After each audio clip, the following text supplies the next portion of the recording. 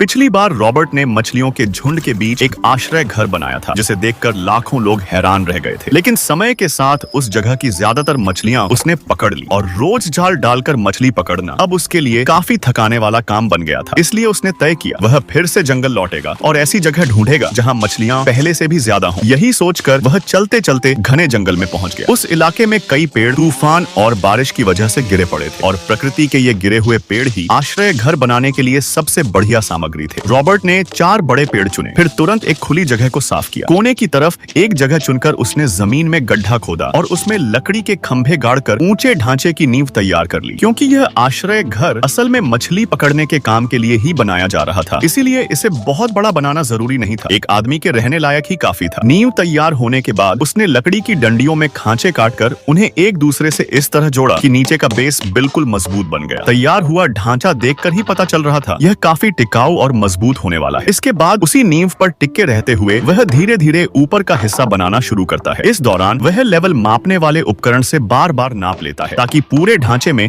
1 millimetre से भी ज्यादा गलती न रहे। आखिर में रॉबर्ट को कुछ पुराने लकड़ी के तख्त मिल गए, जिनसे उसने नींव के बीच के खाली हिस्सों को बंद करने की योजना बनाई। वो तख्त पहले से ही उसने अच्छी तरह घिसकर तैयार रखे थे, इसलिए उन्हें जोड़ना बिल्कुल पहेली सुलझाने जैसा आसान था। कुछ देर में ही सामने एक छोटा लकड़ी का प्लेटफॉर्म तैयार हो गया। इस वक्त उसने फर्श लगाने का काम रोककर अपने पास मौजूद लकड़ी से नए घर की छत का ढांचा बनाना शुरू किया। इस तरह बनाने से ऊंचाई पर चढ़कर काम करने की जरूरत नहीं पड़ती। लेकिन अब एक नई दिक्कत थी, दीवारें आखिर लगेंगी कैसे? रॉबर्ट थोड़ी देर सोच में पड़ गया। फिर उसने तय किया नींव के चारों कोनों को काटकर उनमें खांचे बनाएगा और उनमें छोटी लकड़ी की डंडियां डालकर नाप देखेगा। सब कुछ ठीक लगने पर उसने लंबी लकड़ियां लगाई। पता नहीं पार्ट 2 देखोगे या नहीं।